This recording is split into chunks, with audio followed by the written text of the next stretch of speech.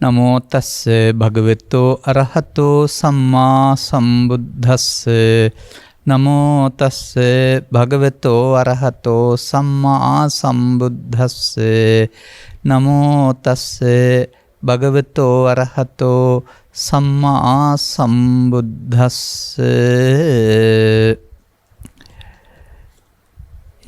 යස්සන්තරතෝ නසන්ති කෝපා ඉති භවා භවතංච වීතිවත්තෝ සෝබික්ඛු ජහති යෝර පාරං උරගෝ චෙන්නමිව තචං පුරාණං. ධර්මානුශාසනාවෙහි සදහැවර අනුග්‍රහක දායකත්වය දරන්නා වූ පවුලියයි ප්‍රමුඛ මේ මොහොත අපට සවන් දීම සඳහා ඉඩකඩ වෙන් කරගෙන තිබෙනා වූ සදහැවර පින්වත්නි, අනුග්‍රහක බවතුන් අපට නිවන් මගටම උපනිශ්‍රේ වන ස්වාමින් වහන්සේ කැමැති පරිදි ධර්ම දේශනයක් කරන්න කියලා සීමිත නිදහසකුත් දීලා තිබෙනවා. ඒ අනුවයි අපි මේ එක් ගාථා පාඨයක් තෝරාගත්තේ. මා දකිනවා ඉතා සුළු දෙයක් තුළ, ඉතා පුංචි දෙයක් තුළ තථාගතයන් වහන්සේ මේ මග පැහැදිලි කරනවා තියෙනවා, පැහැදිලි කරලා තියෙනවායි කියලා. ඒ අයන්නවත් දන්නේ නැති කෙනෙක් සඳහා නෙවෙයි, මූලික දේවල් පිළිබඳව දැනුම ඇති කෙනෙක් සඳහා.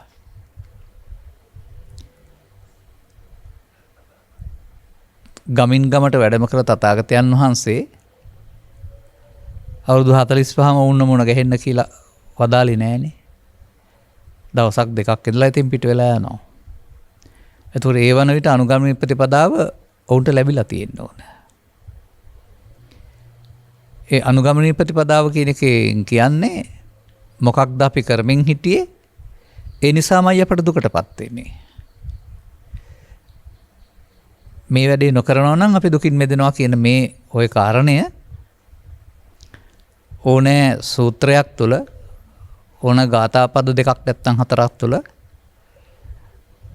පුළුල් ලෙස උපමා යොදා ගනිමින් තථාගත බුදු පියාණන් වහන්සේට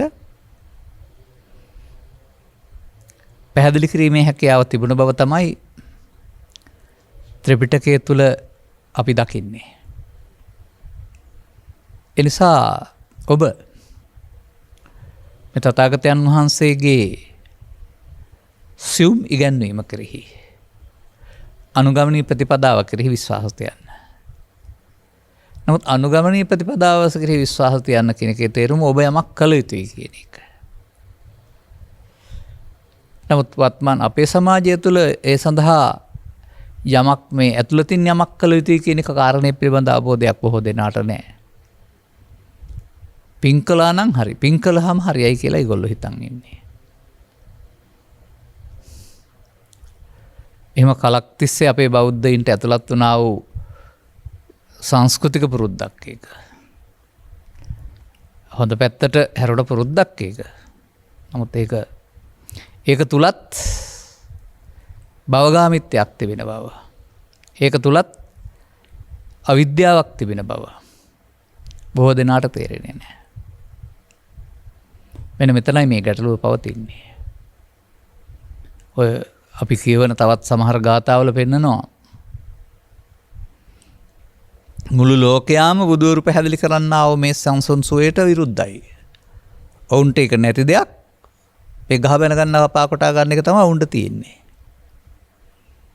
එමයි පැහැදිලි කරලා තිබෙන්නේ. නමුත් බෞද්ධයින්ට ලේසි වෙලා තියෙන දෙයක් තියෙනවා.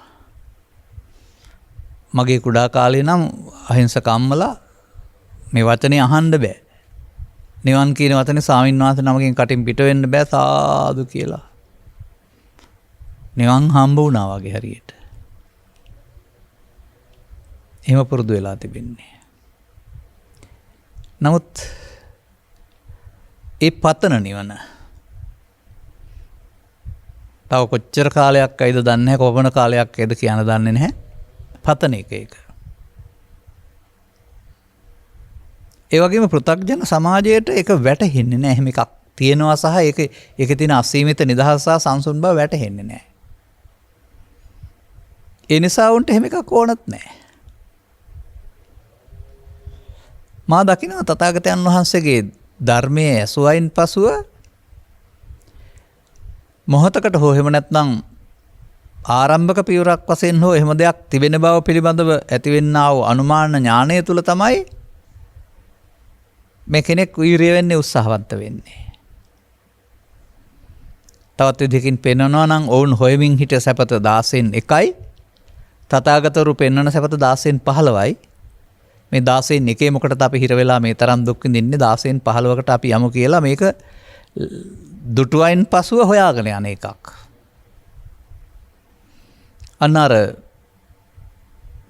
මිනිසුන් වශයෙන් ස්ත්‍රී පුරුෂ ගිහි පැවිදි අය වශයෙන් ශික්ෂාපද සමාදානයක සිටමින් පුණ්‍ය මාර්ගගත වෙලා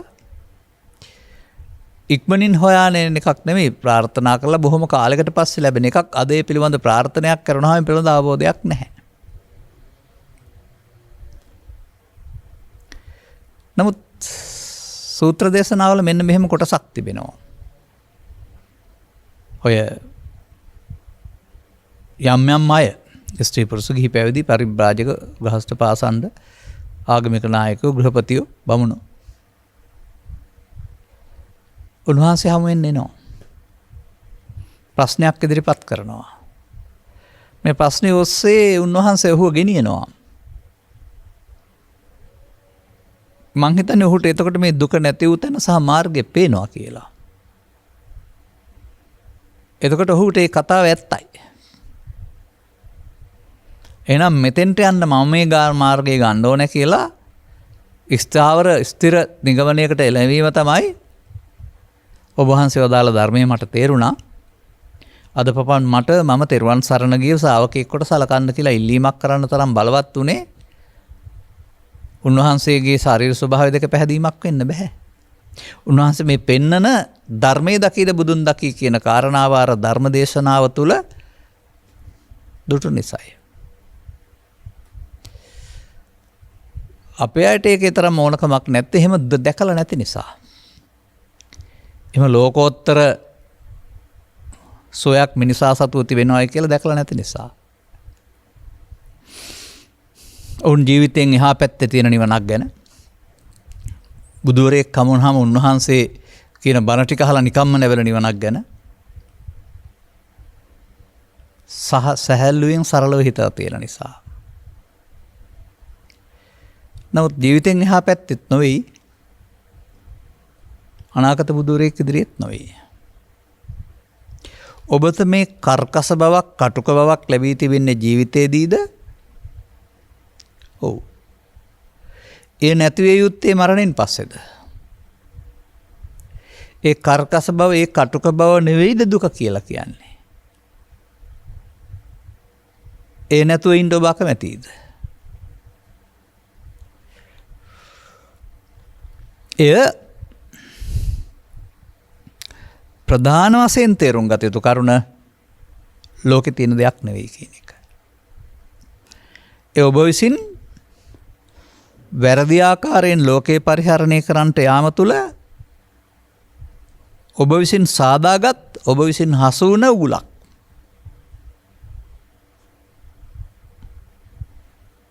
මේ කාරණාව පැහැදිලි කරන තථාගතයන් වහන්සේ පැහැදිලි ගත්තා වූ උපමා අතර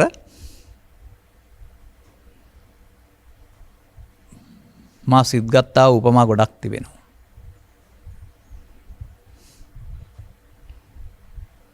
එකක් තමයි ඒකෝචරේ කග්ග විසාන කප්පෝ.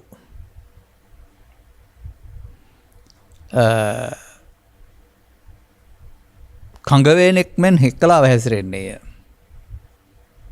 අන්න අනුගමනී ප්‍රතිපදාව මම හිතන්නේ ගාථා 30-40ක තියෙනවා. එක ගාථාවෙන් ගාථාවට කංගවේනෙක් වෙන හැටි කියන්න පුළුවන්. අද මම ගත්ත එක නෙවෙයි. කැමැති පරිදි දේශනාවක් කරන්න නිසා නිවන්වකට උපනිෂ් වෙන කාරණයක්. මෙන්න මේ ගාථා පදෙන් කියන දේ අපි තේරුම් ගන්න බලමු. මේක ගාථා 20ක විතර තියෙනවා කියලා මට මතක තියෙන්නේ. අගපදයේ වශයෙන්. එයින් කියවෙන දේ අපි තේරුම් ගන්නෙ කොහොමද? උරගෝ චින්නමිව තචං පුරාණං. අදත් ලංකාවේ සිදුවෙන දෙයක්. බඩගායන සත්තුන්ට කියනවා උරග කියලා. ලංකාවේ වෙනස් වෙන්න පුළුවන්, නැත්නම් ඉන්දියාවේ ටිකක් වෙනස් වෙන්න පුළුවන්. මැද පෙරදි වගේ රටක වෙනස් වෙන්න පුළුවන් තව ටිකක්. නමුත් මේ බඩගායන සතුන්ට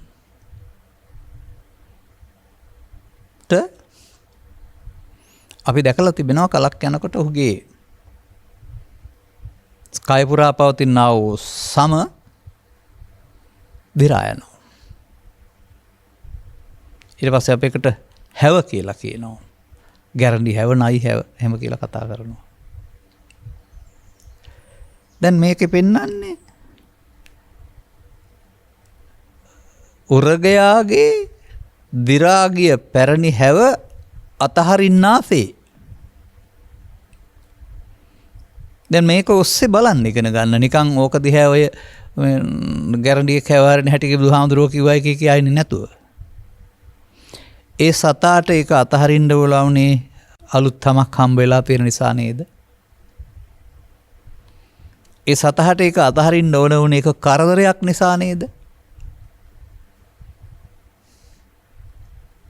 ඔබටත් මේ ලෞකිකය තුල කාමයේ ඔස්සේ හොයන සැපතට වඩා 16 ගුණයක් විශාල නිර්වාණය වූ සැපතක් ධර්මයේ තුල තිබෙන බව තේරුම් ගත්තම අන්න වඩා හොඳ එකක්. ඒ වගේම ඉතින් අලුත් තමක් හම්බුනහම පරණහම ඕන නැහැ. ඒක දිරාගී එකක්. තචං පුරාණං චින්නම. ඒක කිසිම ආසාවකින් නෙමෙයි අතහරින්නේ. ඒක ඕනෙම නැහැ. අනේ මම මේක දාලා දුකයි කියලා අතහරින ගැරන්ඩියෙක් මම දැකලා නැහැ. ඕන එක ගහස්සස්සින් ගිහින් අතහැරලා යනවා. උන්ට ඒක වැඩක් නැති නිසා. කුමක්ද අපට මේ බුදු සමය තුල තේරෙන්න ඕන? ජහසෝ ජහති යෝර පාරං. අතහරිනවා. ඕර පාරං. කාම ලෝකයේ ඇවිදින මග.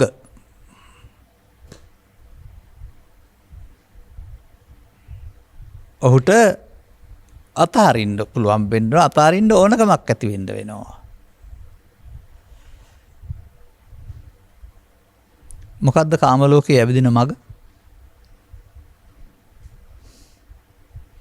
කාම ලෝකයේ සත්වයා කයක් ඇතිව හෝ කයක් නැතිව, ඝන කයක් පේන්නේ නැතිව හෝ මනෝමය කයකින්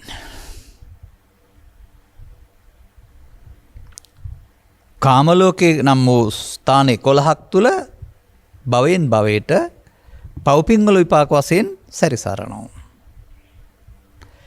කායික සත්වයක් සැරිසරනව නෙමෙයි, පව්පින්වල විපාකයක් වශයෙන් සැරිසරනවා.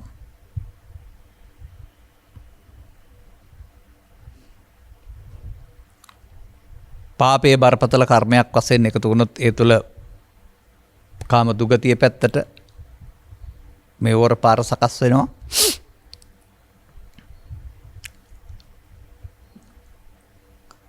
ඒ වගේම කර්මයේ සුගතිගාමී පැත්තට පුණ්‍ය කර්මයක් වශයෙන් සකස් වෙනොත් ඒක මිනිසුන් අතරට හෝ දෙවියන් අතරට සකස් වෙනවා. එතකොට මේ කාම ඕගේ නැත්නම් කාම මාර්ගේ, කාම ලෝකේ සැරිසරන්නේ මොනවෙන්ද? කාමයන්ගේ ලෞතුරු සැපතක් තියෙනවාය කියලා ඒ විඳින්ට යාම තුල ඒක පව්පින් දෙපැත්තට බෙදා ගැනීමේ ප්‍රතිඵලයක් වශයෙන් තමයි ඔහුට මේ කාම ලෝකේ ඇවිදින්න සිද්ධ වෙන්නේ. ඔහු ඕර පාරේට ඇලිලා තියෙන වරණම ගැලවිලා නැහැ. එහෙනම් අපට ධර්ම දේශනාවක් තුළින් තේරෙන්න ඕන මේක ගැරන්ටි සවක් වගේ ඕන එකක් නෙවෙයි කරදරයක් එපා එකක් විදිහට. බලෙන් අප්‍රිය කරලා හරියන්නෙත් නැහැ, එපා කරලා හරියන්නෙත් නැහැ. අපට තේරෙන්න ඕන මේ කාරණේ. ඒකයි සුළු දෙයක් කියලා අපි කතා කරන්නේ. මේක තවත් කාරණයක් තියෙනවා හැබැයි. ඉති බවා බවතං ච වීතිවත්තෝ. තවත් කාරණයක් තියෙනවා.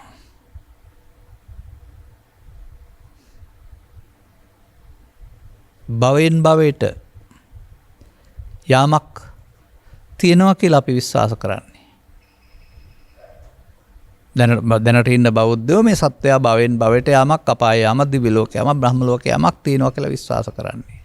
මේ භවෙන් භවයට යාම ඔබ හිතනවාද සත්වෙක් යනවා කියලා? මේ තථාගතයන් වහන්සේ ඉදිරිපත් කළා වූ මිනිසා බැඳී ඉන්න මත දෙකට කියන නම් මොනවද? සාස්වතවාදය, උච්ඡේදවාදය. උච්ඡේද මරණහම ඉපදින්න කෙනෙක් නැහැ. පොළොවට පස් වුණා ශරීරය, හුස්ම ටික අහසට ගියා. මොනවද ඉතුරු වෙන්නේ?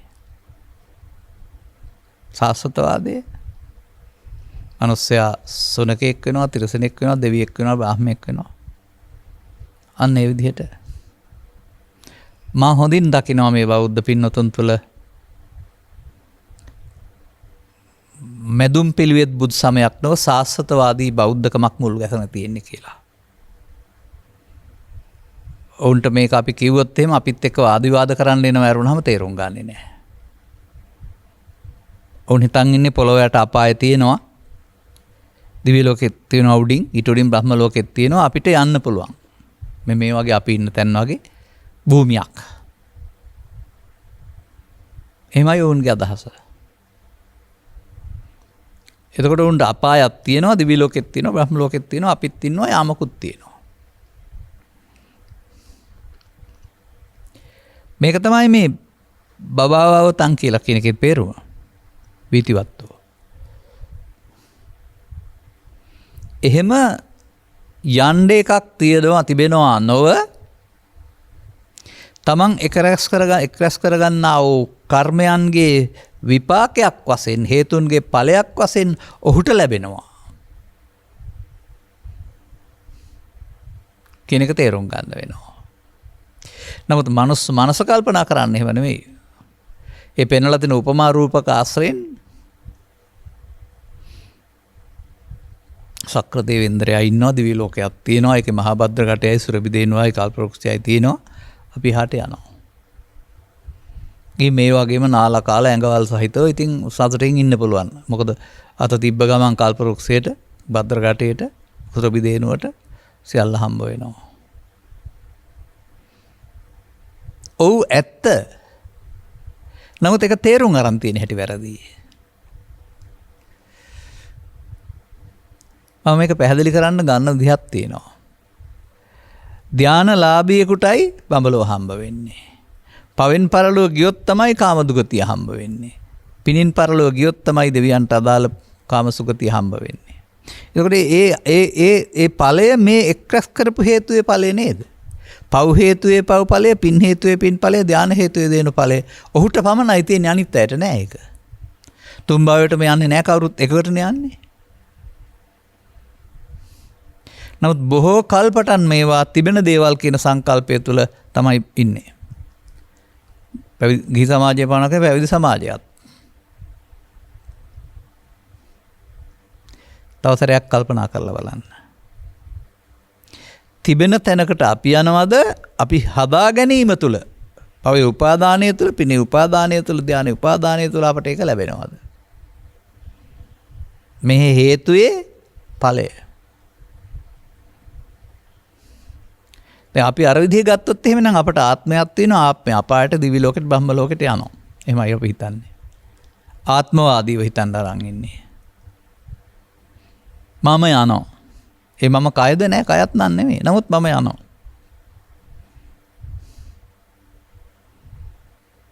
එහෙම යන ගමනක් යන්න කෙනෙක් ඉන්නවා නම් බුදුරජාණන් වහන්සේට භව නිරෝධගාමී ප්‍රතිපදාවක් හෝ නිර්වාණයක් හොයලා දෙන්න බැරි වෙනවා. ඒ සත්වෙක් ඉන්නවා යාට ආත්මයක් තියෙනවා ආත්මයක් හොඳ නැති කරන්නේ. කලක් අපායතී කලක් දිව්‍ය ලෝකෙතී කලක් බ්‍රහ්ම ලෝකෙතී ආත්මය. එනිසා අපිට මේ සදහම් යට වුණයින් පසුව බුදු සමයට වුණ හානිය තමයි බුදු සමය ආත්මවාදී වුණ එක.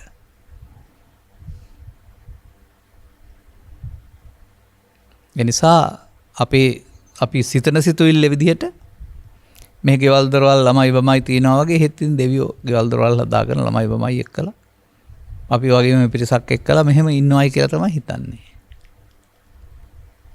අපට එහෙම ඉන්න වෙලා තිබෙන්නේ පංචද්වාරයක් තියෙන නිසා සහ ඒකට ගැටෙන බාහිර වස්තු තිබෙන නිසා. කාම ලෝකේ. දෙවියන්ට ඝනකයක් නැති බැවින් මනෝමය කයක් තිබෙනවා. ඒ බැවින් දෙවියන් කියන උත්පත්තියේ ජරා සහ ව්‍යාධි නැහැ කියන එක සරියුත් මහ රහතන් වහන්සේගේ ඉගැන්වීමක්. එන අපට වගේ පස්දොරට බාහිරින් හමු වෙන්නා වූ දේවල් උදව් කරන විදින්නා වූ කම්සෝයක් නෙවෙයි යොවුන්ට තිබෙන්නේ. ඔවුන් පිනින් හදාගත්තා අර මම කිව්වේ ලැබෙනවා තමයි කියලා. සිතූ පමණින් පහළ වෙන. ඒ සිතූ පැතූ දේවල් දෙන කියලා කියන්නේ උපමාවකින් පෙන්නලා තියෙන්නේ. යමක් සිතුවද ඒක සිතුවිල්ල පහළ වුණා. ඒක විඳිනවා. එහෙම අපිට ඒ පිළිබඳව ගැඹුරු දැක්මක් ඇති වෙන්න වෙනවා. මේක මිහිමත තිබෙන තැනක් හෝ නැති තැනක් නෙවෙයි තමන් හදාගත්තොත් ඒ හදාගත් එකට ලැබෙන විපාකය මේක විපාකයක් නැත්තේත් නැහැ.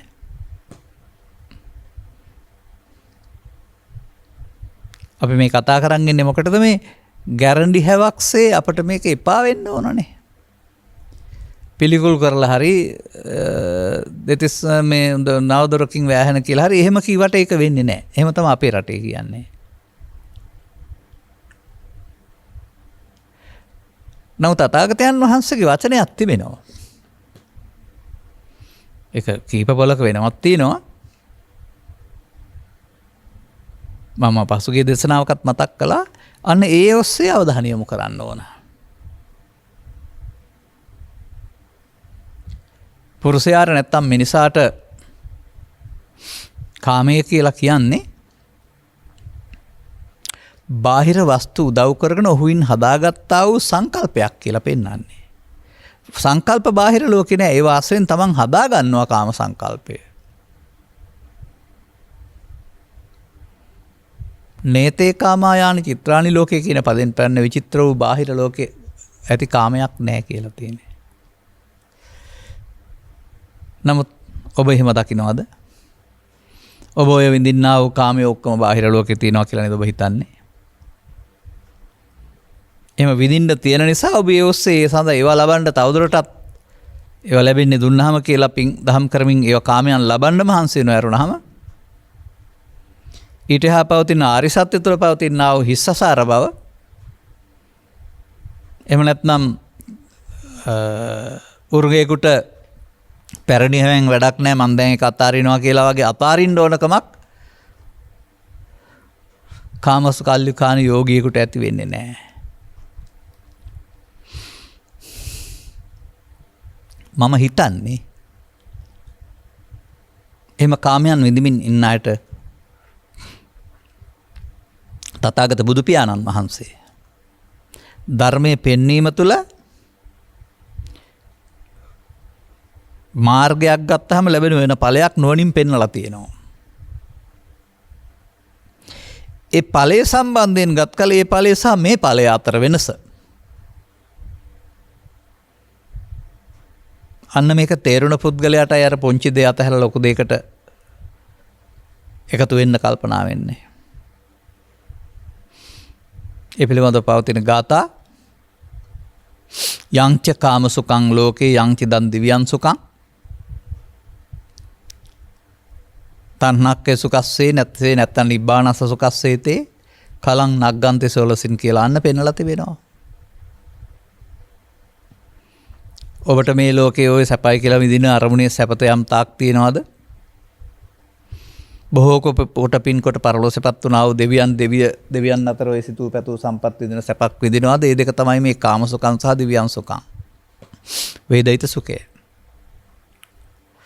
තථාගතයන් වහන්සේ මිනිසාට හඳුන්වා දෙනවා නිබ්බානස්ස සුඛය කියලා නැත්නම් තණ්හක්ඛය සුඛය කියලා. තණ්හාව සේවීමෙන් ලැබෙන සුඛය නැත්නම් නිර්වාණ සුඛය හා සංසන්දනය කිරීමේදී කාම ලෝකයේ සුඛයත් දිව්‍ය ලෝකයේ සැපතත් දෙක 16න් එකක් තරම්වත් නොවටී. අන්න ඒකෙන් තේරෙන්න අපි හොයන එකේ මොකක් හරි තිබෙනවා පළුද්දක් නැත්නම් ආදීනවයක්. ඒ පළුද්ද නැත්නම් ආදීන නැති එකක් තමයි මිනිසාට බුදුන් වහන්සේ පැහැදිලි කරලා දාරන්නේ. එතකොට තථාගතයන් වහන්සේ හමුවේ ධර්ම ශ්‍රවණය කළාය. ඒ ඉහාත්ම වශයෙන් මේ සුවයටපත් වෙන්න කැමති වෙලා අනුගමනය කළා.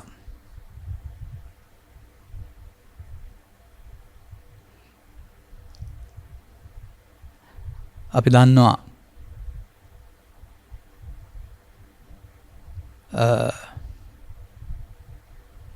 යේසුප්පයුත්තා මනසා දල්හේන නික්ඛාමිනෝ ගෝතම සාසනම්හි තේපත්තිපත්තා අමතං ගහි ලද්ධා මුදා නිබ්බුතින් බුඤ්ජමානා. මේ බුද්ධ ගෞතමයන් වහන්සේගේ ශාසනයට කියන්නේ මහානකමට නෙවෙයි ඉගැන්වීමට යෙදිලා මේ ඔහු පත්වීමේ නිවන් තැනට අමතං නොමිලේලත් නිවන් සුව වළඳනවා. අන්නේ නොමිලේලත් නිවන් සුව වළඳනකොට නේද අර ඒකේ තියෙන සුවේ තේරෙන්නේ. එයාට තව තේරලා තියෙන 100න් එකක් තරම් පොඩි ප්‍රමාණයක්.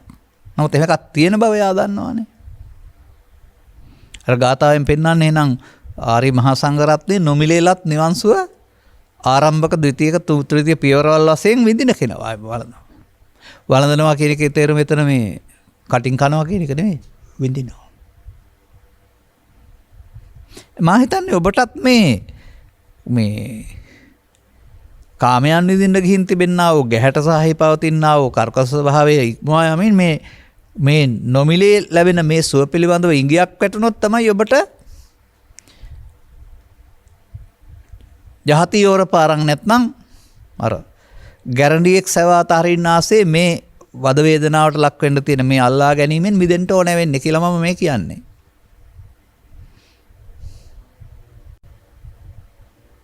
අන්න එහෙම අපි මේ විඳින දේ ඇත්තක්ද හදාගත්ත දෙයක්ද ලෝකේ තියෙන දෙයක්ද සිහිනයක්ද ඒ පිළිබඳව ගැඹුරු අවබෝධයක් තියෙන්න ඕන. පුදුන් පුද්ගලයාට ගැඹුරු අවබෝධයක් නැහැ. ඔහු මේ ලෝකේ තියෙන දේවල් තමයි මේ විඳින්නේ. ඔහුත් ඉන්නවා විඳින්නත් තිබෙනවා. එහෙනම් නැවත නැවත සොයනවා. ඊට අවසානයක් දක්වා හොයනවා ඇති වෙන්නේ නැතුව පරලෝ යනවා තවත් උත්පත්තියකට එනවා මනුස්ස කයකට හෝ තව තැනකට. ඒ විඳින්න ඊට පස්සේ මව කුසක් තුල ආයසරයක් මුත කලෙබරයක් නැත්නම් කලෙබරයක් හදා ගන්නවා. කලෙබරේ පාවිච්චි කළා විඳිනවා කලෙබරේ මුත වෙනවම ගොඩ ගහලා යනවා. පව්පින් වලට යනවා. තථාගතයන් වහන්සේ පැහැදිලි කරව දාරනවා. එහෙම විඳින්න ගිහින් උරුම කරගත්තා මృత කලෙබරයන්ගේ සංඛ්‍යාව ගොඩ ගැහුවොත් එහෙම දිරන්නේ නැතුව වේපුල්ල වේබහර පර්වත රත්වදා විශාල ඇට සැකලි සංඛ්‍යාවකට අපට උරුමකාංකයන් සිද්ධ වෙනවායි කියලා. ඒ ලැබිලාද ඒ මියගියේ ලැබිලාද? නැහැ. යම් ප්‍රමාණයක් ලැබිලා ඉතුරුක ලබන ඕනෑකමින්. අන්න එහෙම තේරුම් ගන්න වෙනවා.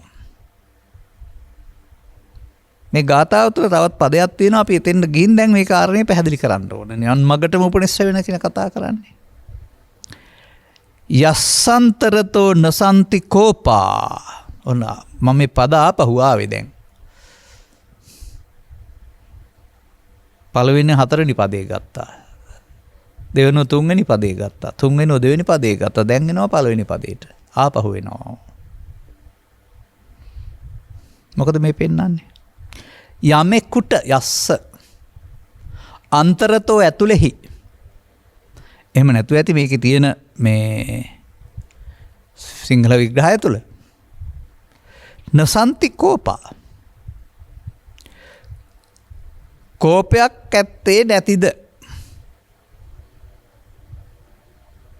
යමෙකුට ඇතුළත බාහිර කාරණා ගැටෙනකොට උපදින්නට කෝපයක් ඇත්තේ නැතිද?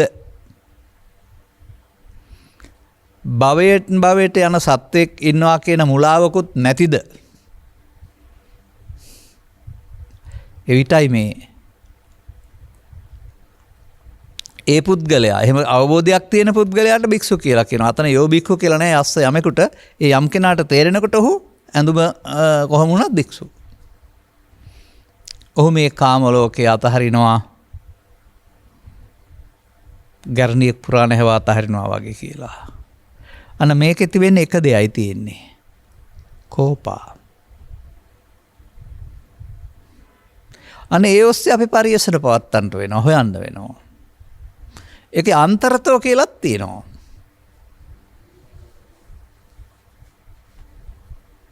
ඔබට කවදාවත් තේරෙන්නේ නැහැ නේද ඒක ඇතුළත තිබිලා ඉන්න දෙයක් කියලා. ඔබ හිතන්නේ ඒක බාහිර තියෙන දෙයක් කියලා. නැහැ. ඔබට අදාළ අමනාපය, අකමැත්ත, තරහව, වෛරය, ක්‍රෝධය කියලා කතා කරන්නව මේ හැඟීම් බාහිර ලෝකේ නැහැ. ඒවා ඇති වුණ හැටි කියලා දෙන්න පුළුවන්. ඔබ යම් විදියකට මේ අවුව හෝ වැස්ස හෝ දරුවෙක් හෝ සමාජය හෝ ඉන්න කැමතිද? ලිප ඇවිලෙන්න කැමතිද? ඔබ කැමති විදිහක් තියනවාද? ඒ විදිහට ඔබේ ඇලීමක් ගැටීමක් තියෙනවා. ඒකට එහෙම නොවෙනකොට ඔබට කාමරාගයට එරෙහිව ව්‍යාපාද එනවා.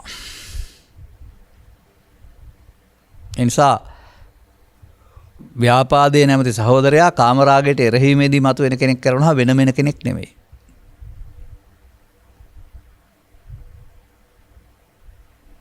ඔබ කෝපය පිළිබඳව පරිශ්‍රණයක් පවත්වලා බලන්න.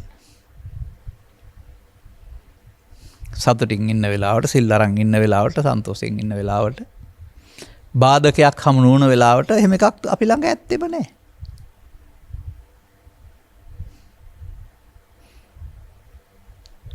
නමුත් බාධකයක්, කරදරයක්, පීඩාවක් එල්ල වුණාම ඔබ කැමති විදිහට වහින්න නැතුවම, පායන්න නැතුවම, දරුවෝ ඉන්නේ නැතුවම, බඩුමෙලි ඉහළ පහළ යන්නේ නැතුවම ඔබ කැමති පාරිභෝගිකයෙක් වශයෙන් නම් අඩුවට ලබන්න.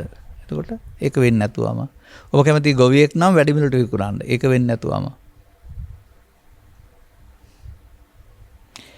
Taman කැමති විදියක් හදාගෙන ලෝකේ යථාර්ථය නොවන ඒ විදිහට වෙන්නේ නැහැ කියලා ලෝකෙට දොස් කියනවා.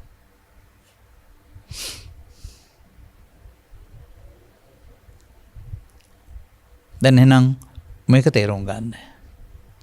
ඔබ තුර තවදුරටත් මේ අපි කතා කරන්නේ ඒක විතරයි. මේ ගාථාව නිසා කෝපය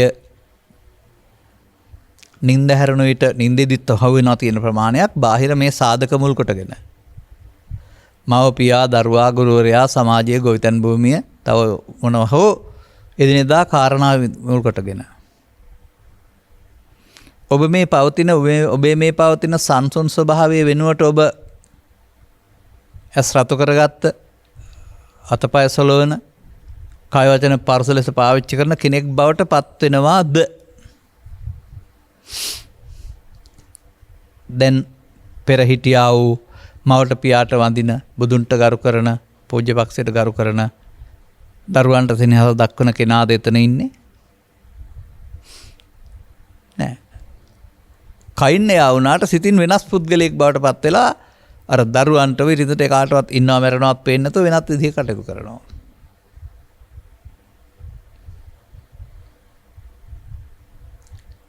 ඒක කොහොමද වුනේ?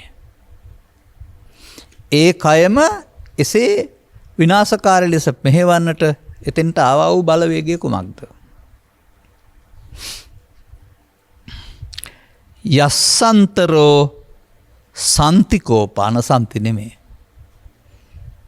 ඔබ මේ ද්වේෂ මූලය ජීවිතේ මුල කාලේ ඉඳලම බලවත් කරනවා.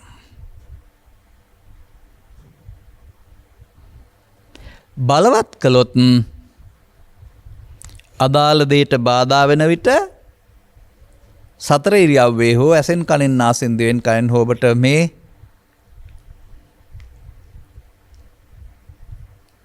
නොසන්ති වෙනුවට සන්ති හොයා ගන්න පුළුවන්. තථාගතයන් වහන්සේ වදාරන්නේ අපි ඒක විතරක් ගැන කතා කරන්නේ අද නිසා ඒක එන්නේ අදාළ හේතු තියෙන නිසායි කියලා. අනර අන්තරා නත්ති කියන ඇතුළත හේතු නැති වෙන්න වෙනවා. අන්න පෘථග්ජනයා කියලා කියන්නේ ඇතුළත හදාගත්ත කෙනෙක්.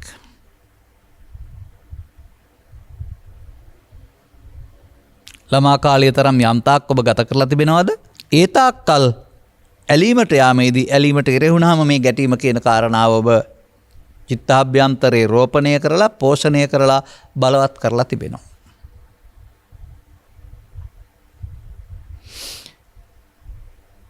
දැන් මේ කෝපාග්නිය නැමැති සැඟුණ සතුරා මතුවෙන්න බලන් ඉන්නවා ඔබ සහ තවත් කෙනෙක් අතර, ඔබ සහ පවුලේ කෙනෙක් අතර, ඔබ සහ බිරිඳ අතර, ඔබ සහ කවුරු හරි අතර ඝට්ටනයක් ඇති වෙනතුරු. ගිනිකුර පෙට්ටිය හැප්පුණාම ගින්දර මතු වෙනවා. එතකල් ගින්දර තියෙන තැනක් හොයන්න බෑ වගේ මෙන්න මේ ඝට්ටනේදී මේ ද්වේෂ මූලය මුල් කොටගත් ද්වේෂය හට ගනු ලබනවා. ඒකට තව බලපානවා ලෝභය නැත්තම් කාමරාගයට ඉඩ නොලැබෙන එක. කැමති විදිහට කටයුතු කරන්නට බාහිර සමාජයේ හෝ ඉඩ නොලැබෙන විට මේක උපදිනවා.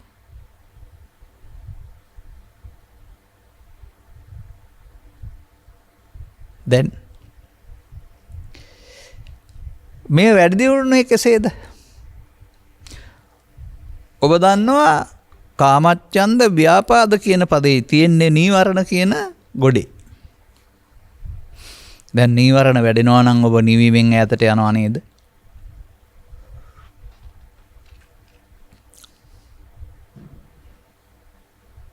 අන්න නීවරණ වැඩෙන්න කියලා දෙන්න බුදුහාමුදුරුවෝ ඕන නැහැ.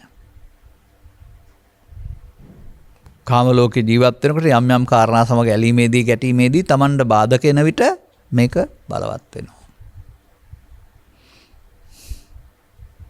දැන් බලවත් වෙන ප්‍රතිපදාව තථාගතයන් වහන්සේ සමාජයට පෙන්වා දෙනවා ඉස්ස පළමුව. පාපම් පාපකතෝ පස්සතාති කියලා.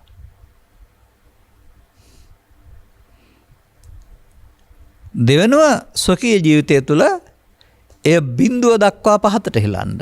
එය ශූන්‍ය කරන්න.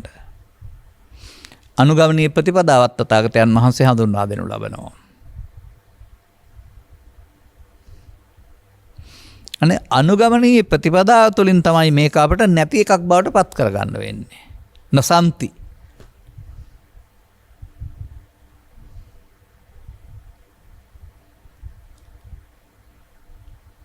එහෙම නැත්නම් සාමාන්‍ය කෙනෙක් රෝපණය කරලා පෝෂණය කරලා බලවත් කරගෙන ඒ විපාකේ විඳිනවා.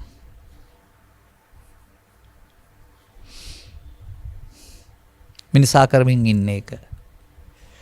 මිනිසා ලබාගත් ජීවිතයේ කෑම්බීම් මැදුම් පැළඳුම් ටික හොයාගෙන යුතුයකම් ඉටු කරගෙන කරන්න ඕන මොකක්ද?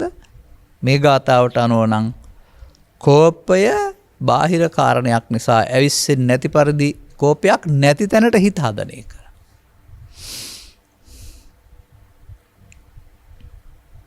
දැන් අර අංගුත්තර නිකායේ සත්තක නිපාතේ පවතිනවානේ.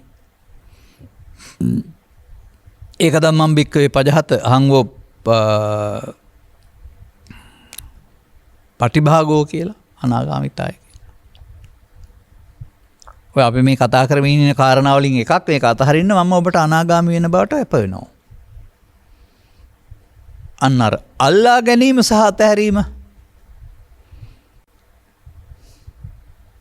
කොහෙන් කරපු වැඩක්ද කියලා ඉගෙන ගන්න වෙනවා.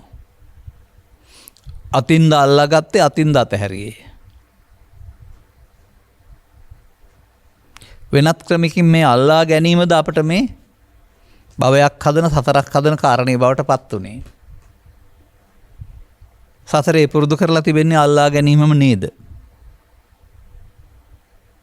දැන් නිවන් මාර්ගට උපනිශ්‍රේ වෙන්න නම් අල්ලා ගැනීම වෙනුවට අල්ලා ගන්න මොහොත, අල්ලා නොගැනීම නැත්නම් අතහැරීම. නැවත නැවතත් වඩන්න පුරුදු කරන්න ඕන නේද?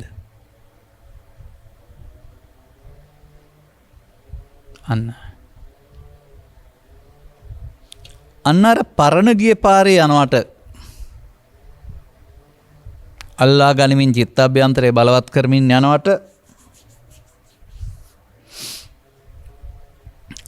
අනුසෝත ගාමිත්වය කියලා නමක් ත්‍රිපිටකය තුල පෙන්වලා තිබෙනවා.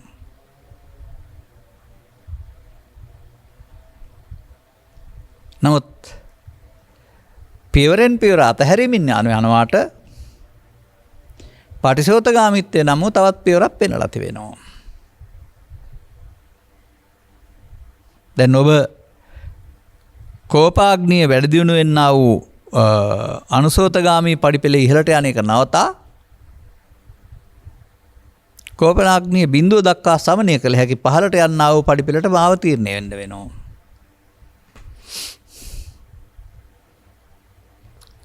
මේ සුදුසුකම කා තුළද පවතින්නේ? කවුද බාරගන්නේ?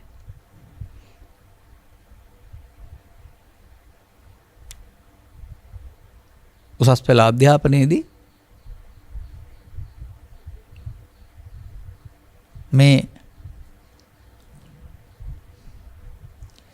සුදුසුකම් තිබෙනකොට බාර ගන්නවා. නැතුවම ප්‍රතික්ෂේප කරනවා. සුදුසුකම් තියෙනකොට ඇතුළත් කරගන්නවා. නැත්නම් ප්‍රතික්ෂේප කරනවා. ඒ වගේ ඔබටත් මේක සුදුස්සෙක් වෙන්න ඕන නේද? ඒ සුදුස්සා ස්ත්‍රීද පුරුෂයාද ගිහියාද පැවිද්දද භික්ෂුවද වනාන්තරගතෝ භික්ෂුවද තාපස පැවිද්ද භික්ෂුවද එබඳු වෙනම ස්ථානයක සිටින නිසා වෙනම ඇඳුමක ඉන්න කියන ස්වභාවය තථාගතයන් වහන්සේ මෙතන වදාරන්නේ නැහැ. අපි තේරුම් ගත යුතු වැදගත්ම කාරණේ ඒක තමයි. අපිට මේ දුකටපත් වෙන හේතු ගෙදර ඉන්නකොට වැඩි නිසා ගෙදරින් නම් මේක කරන්න බෑ කියනවා. හේතුව දන්නේ නැති නිසා. කැලේට ගියාපම මේ දුක ඇවිස්සෙන්න හේතු මහණු වෙන නිසා දුකක් නැහැ වගේ ඉන්නවා. ඒක ඊට පස්සේ බුදුන් වහන්සේ වදාළ එක කියලා රැවටෙනවා.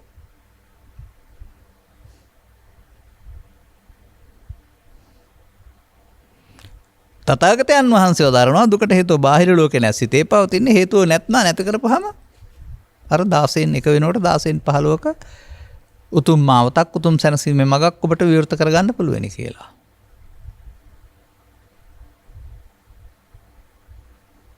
එතකොට එහෙමනම් අපට ගුරුවරයෙක් නොමැතිව ගිය පාර වෙනුවට ගුරුවරයෙකුගේ අවවාදානුශාසනාව අනුව යන්න වෙනවා. ගුරුවරයෙක් නැතුව යන පාර තමයි අර කාම විතර්කේ, ව්‍යාපාද විතර්කේ, විහිංසාව විතර්කේ වැඩෙනවා. ආගම් ભેදයකින් තොර ලෝකෙ ඉන්න ඕන කෙනෙක් ගාව වැඩෙනවා.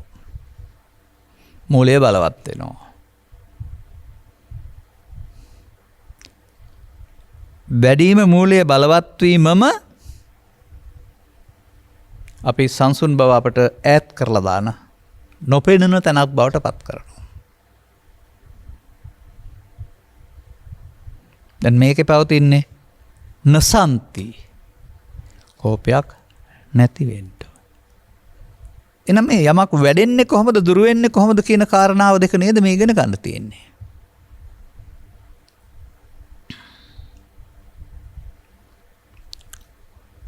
ගසක් නම් වැඩෙන්නේ පොර දැම්මොත්. කැටයක් නම් වැඩෙන්නේ කාසිය එකට ඇතුළත් කළොත්. කයක් නම් වැඩෙන්නේ ආහාර ගත්තොත්. එසේ මෙය සසර දුක් ගෙනත් දෙන වැඩෙන මූලයක් බවට පත්වීම වෙනුවට ශූන්‍ය මූලයක් බවට පත් වෙන්න වෙනවා. ඒ සඳහා බුදුරජාණන් වහන්සේ භාවිතා කොට අත්දැකීම් ලැබූ ක්‍රමය කුමක්ද?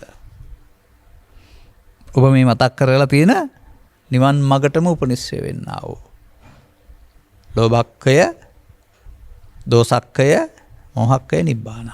දෝසක්ඛය කියලා කියනවානේ. ළමයින්ටත් උගන්වන්න පුළුවන් ක්ෂය කරන්න ඕනේ, කරන්න හොඳ නෑ කියලා. නමුත් ඕනේ කියලා කිව්වට හරි හොඳ නෑ කිව්වට හරි බෑ. ඒ සතුරාට ඔබ ආහාර දී සතුරා සංගවාගෙන සුරක්ෂිතව තබන් ඉන්නවා. අදාළ මොහොතට ඔබ එළියට ගන්නවා. ආරම් පාවිච්චි කරනවා, ආයෙ හංගෙනවා. තථාගතයන් වහන්සේගේ පුරුෂල පවතින එළියට ගන්න. හැබැයි ආයේ සංගෙන් ඉඳ තියන්න එපා. මෙන්න මේ එළියට අරගෙන ඒක තුළට එකතු වීමෙන් සැඟවීමත් එළියට අරගෙන ඒකට එකතු නොවීමෙන් ඒ දුර්වල කිරීමත් කියන මේ කාරණය නැවත නැවතත් මේ අපි කතා කරපු ගාතාවට ඔන්නම් දෝෂයේදී හෙවත් ව්‍යාපාද විතර්කයේදී කරන්නේ කොහොමද? මානම් දකින්නවා එතකොට තරහව එන්නේ නැතුව ඉඳලා හරියන්නේ නැහැ. එන්න ඕන. ආවුණාට ඒක ලෝකේ තියෙන දෙයක් නොවන බව තේරෙන්න වෙනවා. ඔබ යම් ඇලීමක් ගැටීමක් ඇති කරන මුලාවීම තුළ ඒ හටගන්න හේතු චිත්තාභ්‍යන්තරයේ තබා තිබෙන බැවින් අදාළ කාරණයට පහරක් වදිනකොට නායාපනය කරනවා වගේ අර තිබෙන හේතු නිසා හටගන්නවා.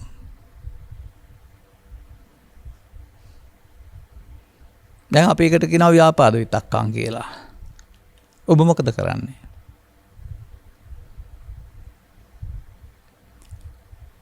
එතකොට ඔබ පැහැදිලි ඔබේ ක්‍රියාවලිය පෙන්වන තාගතයන් වහන්සේ අදිවාසේති. ඔබ ඒක බාර ගන්නවා පිළිගන්නවා. නප්පජහති බැහැර කරන්නේ නැහැ. නවිනෝ දේති නිර්පාහරින්න කල්පනා කරන්නේ නැහැ. ව්‍යන්තිකරෝති අවසන් කරන්න කල්පනා කරන්නේ නැහැ. න අනභවං ගමේති. ඔබ යලිත් මට වද දෙන්න එන්න එපා මෙහි කියලා හදවතින් බැහැර කරලා දාන මාර්ගයක් ගන්නෙ නැහැ. මෙන්න මේ පාරේ අනේක තමයි සමාජයට හුරු වෙලා තිබෙන්නේ. අපහාන සංඥා. අපහාන සංඥා වෙනකොට පහාන සංඥා පාවිච්චි කරන එක තමයි නිවන් මාර්ගට හේතු වෙන මේ භාවනාව සහ ඔබේ මාතෘකාවෙන් නම් ධර්ම දානය. අපි මේ කතා කරන එක දෝසක්ඛය.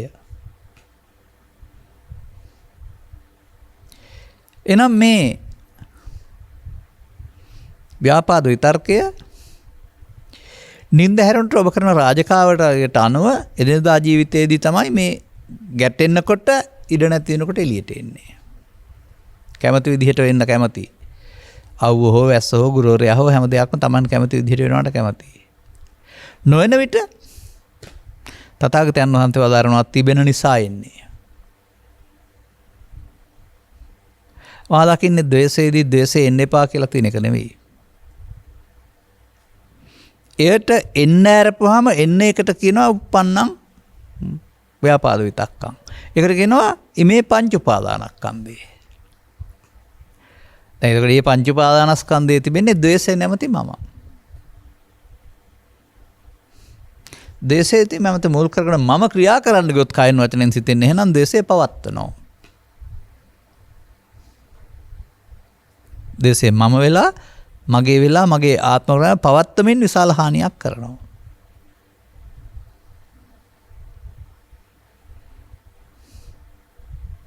දැන් අර ඒක ධම්මං බික්කවේ පජහත කියන බුදුන් වහන්සේ අපවීමට අනුව මේක නොකර ඉන්නේ කොහොමද? උපදිවන්න එපා කියලා නෑ උප්පන්නම් ව්‍යාපාදී තප්පං කියලා තියෙනවා. එතකොට උපදින්න එපා කියලා නෑ ඉමේ පංච උපාදානස්කන්ධය කියලා මෙම පංච උපාදානස්කන්ධය කියලා තියෙනවා. අනිත් දුක්ඛානාත්ම බැලියොත් උපන් පංච උපාදානස්කන්ධය. එතකොට නොයවසිය යුත්තේ උපන් කාම ව්‍යාපාද විතර්කය. නමුත් සමාජයේ උපදිනවට බයයි. උපදිනොත් එකතු වෙන්න හිතුන නිසා උපදින්න නැතුව ඉන්න වෙන මොනවා හරි දෙයක් කරම යට කරන් ඉන්නවා.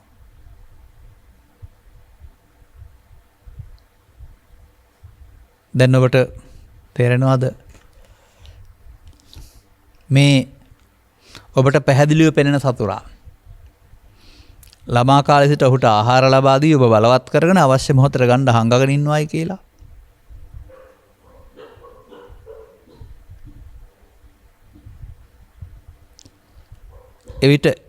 එවිට එන්නට ඇර එකතු වීමෙන් කවදාවත් සංසිඳෙන්නේ නැහැ කියන එක තථාගතයන් වහන්සේ වදාහරනවා. එන්නට ඇර එකතු නොවීමෙන් සංසිඳේ. මෙන්න මේ එන්නට ඇර එකතු නොවීම සඳහා ඔබ එතෙන්ට දියුණු කරගත්ත සිහියක් ගේන්නේ කොහොමද? මේ පසුගිය දවස්වලම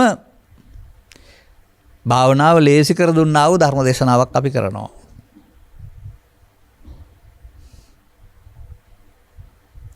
අවාසනාවකට බොහෝ කල් සසරේ එකතු වීමට පුරුදු කළා යරුණාම එකතු නොවීමට පුරුදු කරාපු පුරුද්දක් නැහැ. නූතන මනෝවිද්‍යාව පෙන්නනවා යම් දෙයක් සිතට 10-20 වතාවක් යෝජනා කළොත් තමයි ඒක පිළිගන්නේ නැත්නම් පිළිගන්නේ නැහැ කියලා. ඔබ එක වතාවක් අත්තා යෝජනා කළා නැතුව ඇති. මේකයි කරන්න ඕන කියලා මෙයා එන වෙලාවට ඒකට එකතු නොවෙන්න යා පාලනය කරන්න මෙතෙන්ට ගේන්න ඕන දෙයක් බුදු සමය විශේෂයෙන් තිබෙනවා. අර අහුවෙලා යන්න ඒක ඕන නැහැ. මුලා වුණාම හරි. මෙදෙන්ට නම් එතෙන්ට එකතු නොවීන්ට අදාළ ආස්වාදේ ආදීනව දැක නිස්සරණයටපත් වෙන්න අවශ්‍ය දැනීම සහිතව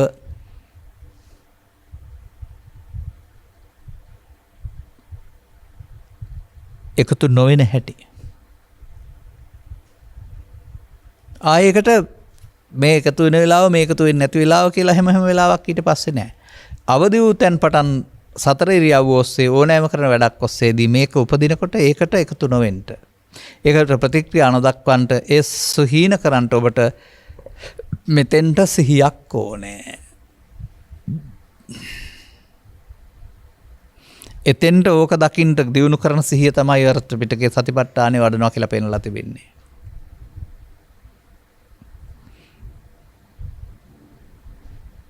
පසුගිය දේශනාවක් අරගෙන අපි එකට කතා කළා මේකට උදව් වෙන ප්‍රත්‍යක් ටික ටික ලං වෙනවයි කියලා. සිදුවෙන සිද්ධිය දැනෙන දැන් හුස්ම ඇතුළු වෙනවා දැනෙනවා පිට වෙනවා දැනෙනවා. ඒ වගේ කාම විතරකේ උපදිනවා දැනෙනවා. ව්‍යාපාද විතරකේ උපදිනවා දැනෙනවා. දැනුණා නම් එකතු නොවෙන්න සිහියෝ නැහැ.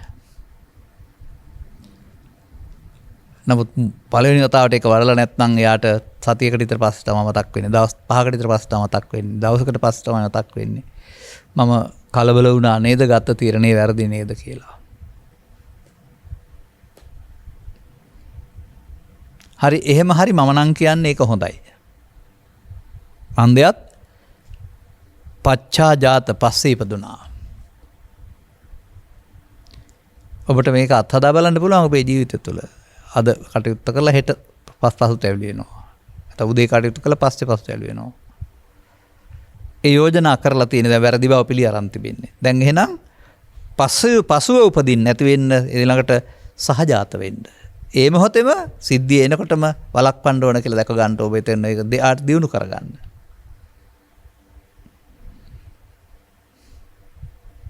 එතකොට එනකොටමත් එයා දකින්නවා මේ භාවිතා නොකළ යුත්තා ඇවිදින් පරණ පාරේ ඇවිදින් තිබෙන්නේ එකතු නොවීම කළ යුතුයි කියලා.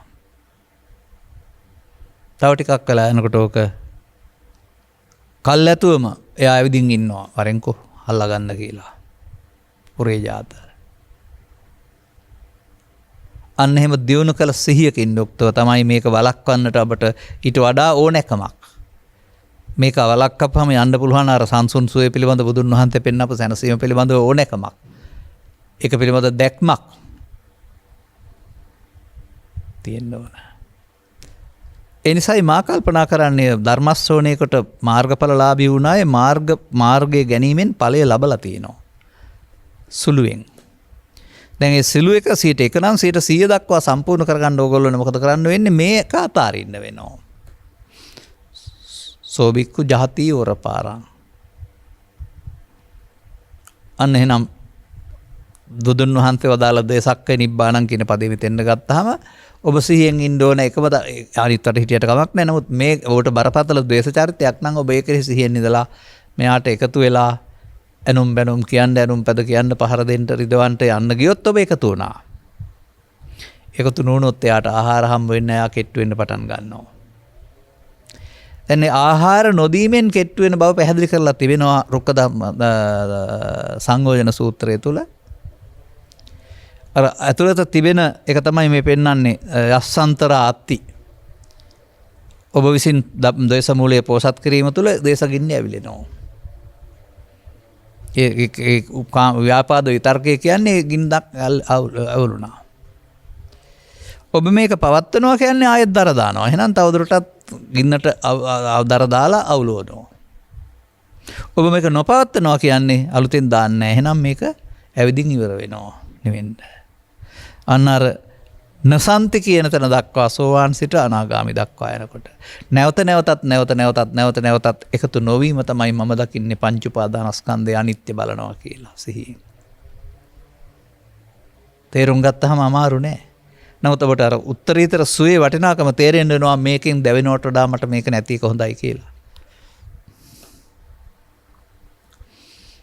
ඔන්න ඔබට එතකොට ඒක කරනකොට එදිනදා ජීවිතයේදී ආරම්භයේ පටන් අවසානයේ දක්වා ජීවිතය ඇතුළු හරි ටිකෙන් ටික ඔබට මේ බාධා කරන හතුරා ඔබේ හිතින් ඉවත් වෙලා යනකොට ඉවත් වී යාමම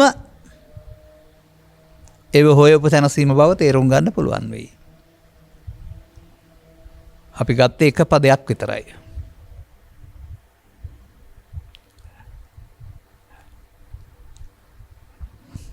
අදාළ කරුණු තේරුම් අරගෙන සිහියේ තෙන්නගෙන සතිමත්ව මේකට එකතු නොවීම තුළින් ද්වේෂය අනිත්‍ය බලන්නෙක් බවට පත් වෙලා නුවණින් ගෞතම ශාසනය තුළ මේ නිවීම සැනසීමට හිමිකම් කියන්නෙක් බවට පත් වෙන්නට ඔබට මෙම කරුණු පැහැදිලි කිරීම හේතු වාසනාව වේවායි කියන සුභාශිංසනය කරමින් මම ධර්මානුශාසනාව මෙසේ අවසන් කරනු ලබනවා. මෙම උතුම් ධර්ම දේශනය සඳහා සදැහැති දායකත්වය දරනු ලබන්නේ වතුරුගම කන්නිමහර පදිංචි ඩී.එම්. ඇග්නස් මහත්මිය විසිනි. අරමුණු අතර මෙම ධර්මදානයේ ආනිසංසයෙන් සුදත් ජයරත්න පුතුණන්ගේ සියලු ග්‍රහඵල දුරු වී නිරෝගී සුව ලැබී දීර්ඝායසත් වේවා. ලොකු අයියා ඩී.එම්.එස්. ජයසිංහ මහතාටත් නිරෝගී සුව සහ දීර්ඝායස ලැබේවා. දැනට වසර 4කට පෙර මියගිය ටී.ජී. ජයරත්න ස්වාමිපුරුෂයාට දැනට අවුරුදු 17කට පෙර මියගිය ආර්.ඒ. එලිසනෝනා මව්තුමියට හා අවුරුදු 26කට පෙර මියගිය ඩී.එම්. සිරිවර්ධන පියතුමාටත් ඉක්මන් භවයකදී මෙම උතුම් වූ සද්ධර්මය හමු වී සතර දුක් කෙලවර කර ගැනීමට මෙම කුසල් හේතු පාරමිතාවක්ම වේවා.